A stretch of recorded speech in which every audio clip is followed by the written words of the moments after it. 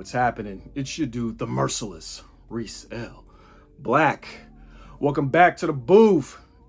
As a joke, I know y'all like, hell, Reese, welcome back to the booth.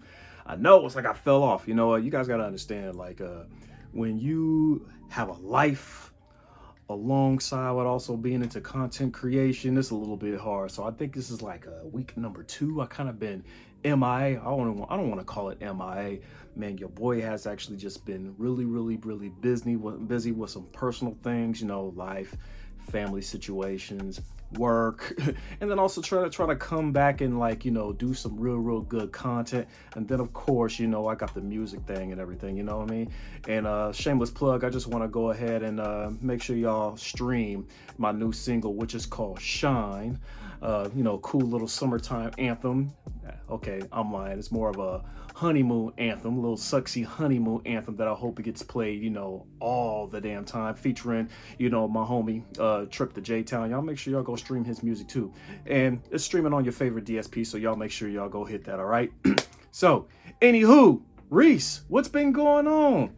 A whole bunch of personal stuff, man. And when the time is right, and when I kind of feel the need to pretty much open up about it, I will go ahead and, like, be happy to do so. But in the meantime, let's go ahead and get into what's been going on, you know, pretty much in the music circle here. So I actually ran into more of a, I guess, a collaboration or interview with Tyler, the Creator. And he was actually making a point about pretty much, you know, F your top 5. Pretty much how the conversation of your top 5 or your top 10 hip-hop artists or R&B artists pretty much just became a little bit too subjective nowadays. It used to be somewhat objective, but it's almost as if, like, people are just now taking it way too seriously, to the point where we either have people getting criticized for the top 5, or they're, you know, or the person who is giving their top 5 and then they hear somebody else's top 5, they end up pointing the finger like, what the hell? And pretty much Tyler, Creator, was pretty much just like, screw your top 5, you know, not exactly in those words. And in a way, I kind of have to agree with him. And this is why. Especially me as an old head, we all have this tendency on our end to pretty much talk to younger artists about who their top 5 are, and their top 5 is nowhere near our top 5, right? Like, for instance, you may have cats out there who has Biggie, Jay-Z, Pac, and their top 5, right? And you talk to the next generation, that dude has Future, Little Baby, or maybe even, like, you know, a Blueface or something around there, or a DDG. And then of course an old head will be like, what the hell? But the thing is, young cats will be like, well, what the hell? Like, Jay-Z is not that great to me. I feel that he lacks charisma. Matter of fact, Lil Yachty, I believe he ended up saying pretty much in a interview that Biggie was overrated. And I'm gonna tell you this, I was not the biggest Biggie fan, you know, rest in peace. But to me, I felt that Biggie was actually taken away from us too soon for him to evolve. I mean, when it got to Life or Death, I was like, okay, I like this big. I mean, Ready to Die, of course, it was a good album. But to me, you know, Life or Death, was it Life or Death or Life After Death? You know, the double album to me was a better album. But the thing is, a lot of artists have a tendency to evolve as they keep going. Like, for instance, when Cardi B first popped out, I really didn't care much for Bodak Yellow, you know, but when that, was it Motorsport or Super Sport, when that dropped and she was spitting on, I was like, oh damn. And then from that point on, she's just been spitting. So some artists just actually need time to evolve. And the artists today, the younger cast, they're like, look, if I can't turn up to you, why are you even going to be in my top 5? So a lot of these cats are going to have, like, Extension in their top 5 because I could turn up to them. They're going to have Da Baby, Little Baby, what's my man that shut down Rolling Loud, Playboy Cardi. They're gonna have those cats in their top 5 because they're more charismatic, they're more entertaining, I could get lit and turn up to them, so that's why they're in my 5.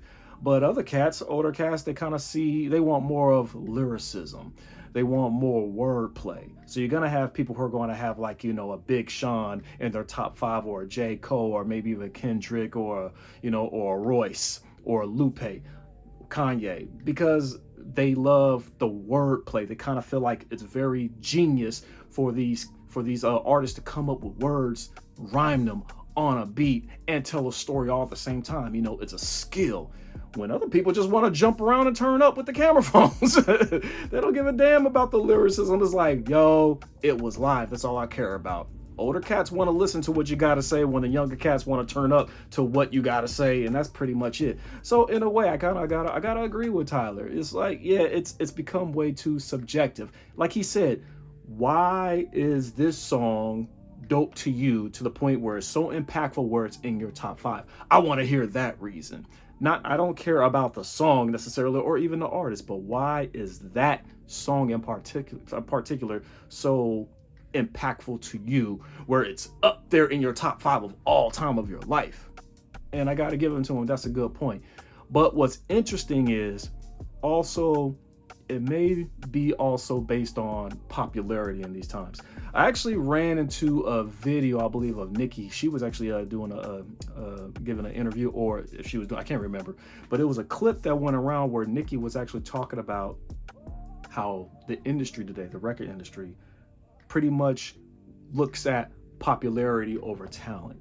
So if you got crazy followers on the gram or on TikTok, they're more in tune to look for that person who's popular on social media, who is a musician, rapping, singing, or whatever, opposed to somebody who's that star of an artist really putting it in the studio, but they don't have that much of a fan base, right? Or I'll just say much of a following, because it's actually really hard to develop a fan base. And so if you got over 100,000 on the gram, over 200 long on TikTok, and you just rapping and here and there and dancing and here and there, yeah, record labels are pretty much going to be like, look, we don't even have to develop them. We don't even have to mold them. We don't even have to promote them all crazy all over the nation for them to develop a fan base and keep on playing their music over and over again, because they already have it. And the thing is, for some cats who are actually growing up trying to do the traditional way of getting on, it's tough. Because I'm going to tell you something. My album, shameless plug, my album actually drops in July, at the tail end of July, right? And I really haven't even made any type of move of trying to like get people, amped up. It's just like, look, if you're already following me on the gram, I'm pretty much making this music just for you, because you already follow me. Whether you follow me on Good Evening Mr. Black, or if you follow me on the CO2 Rawcast gram, it's like, you know what? I make this for you. Anybody else that comes along and just be like, oh shoot, this cat Reese is dope, hold on, let me follow him on Spotify, let me go ahead and download his music on Apple, that's a blessing in itself.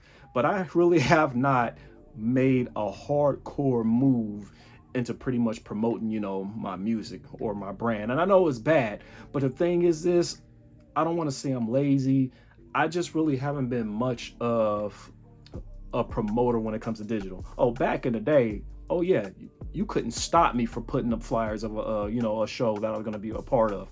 You couldn't stop me from going on what's that little site? I can't remember the name of the website that everybody used to use. But I will go in there and print up Vistaprint. I will go on Vistaprint, print up all these flyers and everything, little stickers, leave them on people's cars or whatever. And I love doing that, just being like that one-man street team. I just loved doing that. It was fun. Like, hey, come through. Hey, here's my album. Hey, I'm selling some in the back of my trunk here. But for some reason, I don't know, like us cats, we just really can't just get on social media and continue to post, because number one, we don't want to be slaves to the algorithm. We know that's happened. But it is kind of concerning if Nicki Minaj does have a point. Popularity over talent. Now, the thing is this, there's some popular cats out there that do have talent, but that is subjective. There's a lot of rappers out there that I really don't, listen to, that have that are very, very, very popular. Even my daughter, she listened to some cats that I don't even know, but they're hot, and I didn't even know it. I was like, oh, so they're popping like that? Okay. And the thing is, to an OG, if you running around doing shows was like a Drake or a J. Cole or whatever, you are, a Hot 97 Summer Jam in New York or something like that, you're on, right?